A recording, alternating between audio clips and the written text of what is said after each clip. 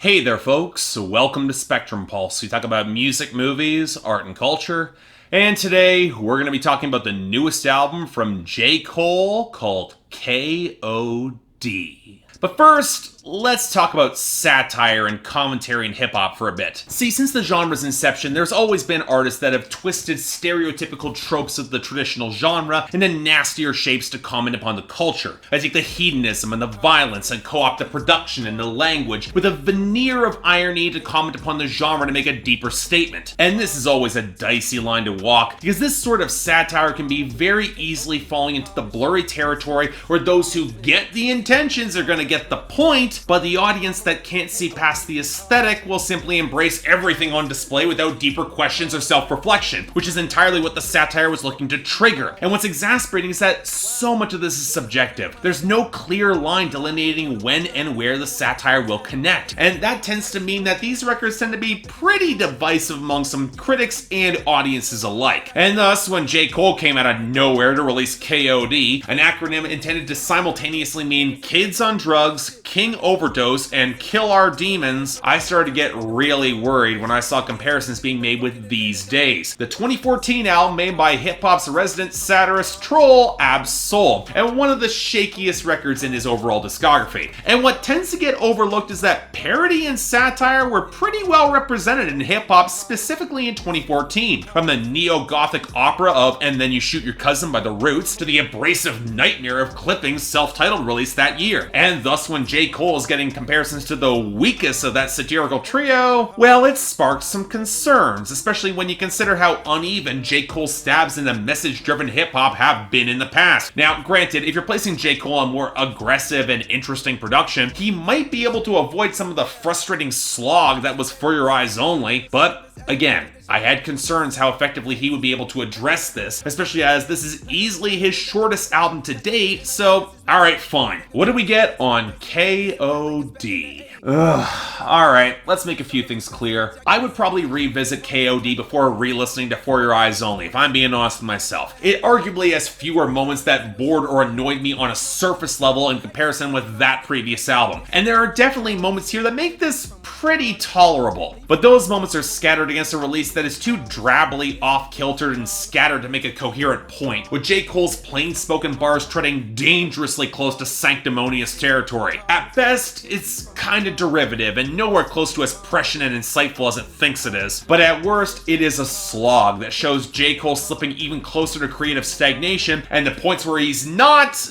well, there's some deeper issues there that we will get into. And yet before that, I'm gonna have to qualify a few things, especially considering how much certain diehard fans will bend over backwards in order to praise J. Cole's greatness in context of the larger mainstream. And you know what? Maybe to some people, that's enough. J. Cole certainly proves with this project that he can handle accessible production in the mainstream and flows that would not be far afield from what's blown up recently. And even though I'm not really crazy about his Kill Edward features, which are really just him with a vocal filter and some pitch shifting, I will say that a knack for greater melody does help some of these hooks stick out a little bit better, even if he's singing it. And hell, even his singing, most of which I've never really liked in the past, it's gotten marginally better as his rasp complements a little bit more intensity, of which this record uses pretty effectively. And again, on a technical level, nobody can deny that J. Cole can rap. And even if he's got a penchant for just repeating couplets in order to fill up space in his verses, I won't deny there are enough nuggets of wit here to at least draw my interest to dig a little bit deeper. I do want to see more of what he's talking about. But here's the first issue. Hip-hop is a lot more than the mainstream. And the second you open up that larger door, especially to the underground, you realize much of what J. Cole is doing here, both in the delivery and the deeper content, just is not nearly as impressive. Now, some of it is blatantly obvious. Motivate is a pretty clear rip of what Kendrick Lamar did with Untitled 07 2 years ago, as is much of the vocal layering on ATM, and Quelle Chris did much of the same pitch-shifted juxtaposition like J. Cole does on Brackets, with even similar context on Being You Is Great, I Wish I Could Be You More Often. But I want to dig deeper into the content beyond just the surface comparisons, because there's more here. And here's something that might actually surprise you. There's a lot of what J. Cole is presenting that has some weight to it, at least conceptually. I'll give him that. His whole Kill Edward persona is reportedly representative of the kids that are blowing up in the mainstream hip-hop scene, which is why many of the choppy hooks and warped edges reflect more confusion and a desire to drown drown out pain rather than just meat-headed aggression, all of which feeds into the nasty consequences that J. Cole knows is probably down the line. And it helps that J. Cole does have some real-life experience to draw upon, mostly through disillusionment with people that he has tried to help in his life where they just haven't found success or they haven't had motivation, or addictions that are very different than depression but are often inflated by addicts for a sweet escape, most of which rises to the forefront on Once an Addict Interlude, where he talks about his own mother's struggles with alcoholism, and it's genuinely pretty tragic. And while it would be very easy to dismiss J. Cole's closing song, 1985, Intro to a Fall Off, I'll get into why in a minute, but I actually do like his frankness to which he addresses the newest generation and Lil Pump specifically, and how quickly that hype will burn away. And you know what, for the most part, the history of mainstream rap have proven that he's not wrong in these assessments. But here's the problem.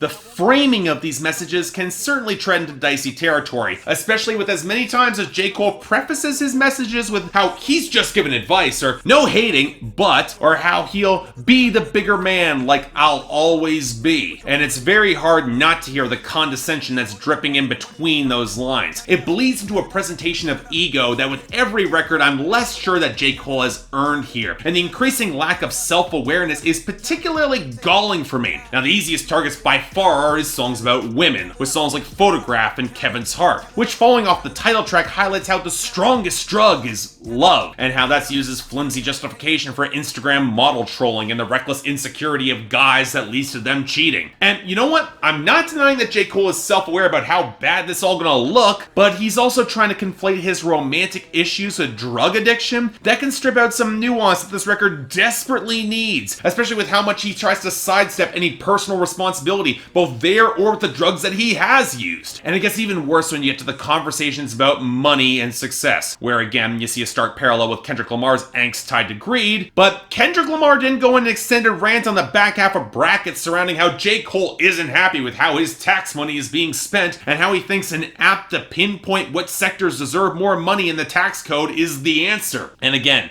the seed of the larger song has some potential, I'll give him that, especially with the circular storytelling that shows how through tax breaks to the gun industry, systemic racism across education and street violence is reinforced and perpetuated. But it's not a song that wants to engage with the complex web of compromises in modern tax policy and government, but instead wants to push a cut and dry solution that just doesn't exist because in his mind, democracy is too slow. And Friends is a very similar issue addressing drug addiction. Yes, I get his larger point that you can point at blame at a million causes and not reach the true internal root of the problem. But instead of speaking out in favor of therapy, and in some defined cases, medication, he advocates meditation instead because it worked. It worked for him. So instead of truly reaching into the complicated relationship that Americans have with the pharmaceutical industry, or the stigmatization of reaching out for help or therapy in marginalized communities, J. Cole refused to engage with the bigger picture or any sort of complications, and promotes the sort of individualistic solution that's more libertarian and right-wing than anything Kanye West has espoused recently on Twitter. And that's not even touching on the question of where God fits into all this, because of course that happens. Because again, instead of confronting systemic issues regarding the usage of pain that will likely require complicated solutions, we get a conflation of pain with lacking understanding, then expanding those thoughts to say since God understands all, he feels no pain, which is precisely the opposite of the theological roots of how the passion even worked. I swear the majority of libertarians need compassion and empathy explained to them, and J. Cole's apparently no exception. And that suffering is a Job-like test in the face of the coming apocalypse, because on Window Pane Outro, because of course J. Cole on this album went there with that final sample. So yeah, you can see why I might take issue with some of the framing of the content here. But surely the production was enough to compensate. I can't even say that with a straight face. I'm sorry. Look, I won't deny that J. Cole provides a foundation of some pretty textured pianos and horns for a few of these songs. He's done that before, it sounds pretty good. But that's provided we get much of a melody at all, beyond some atonal murmurs and faint samples against lumpy bass and trap percussion. Sure, it's got some texture, but nothing that much really supports the hook and the vocal melody line. Sometimes the groove's a little bit stronger, like on the title track, or Motivate, or ATM, or a little bit more lush, like the horns and bass on Brackets. Really, the instrumental on the Richard Pryor sample will save that song. And I'll even give some props to the more eerie, stuttered shrillness behind a Window Pane Outro. Sure, it's all something that Kendrick Lamar did better on Untitled Unmastered 2 years ago, but it at least fits the mood effectively. I'll give J. Cole that. But then you get the really faint wheedle riddle of guitar behind Photograph or that flat, grindy chiptune on Kevin's Heart, with all of it trying for an atonal brand of ugliness that might be intentional but sure as hell isn't all that compelling or catchy, and all of it contributes to the same dry listlessness that might have a little bit more momentum thanks to the thicker, faster low end, but even then,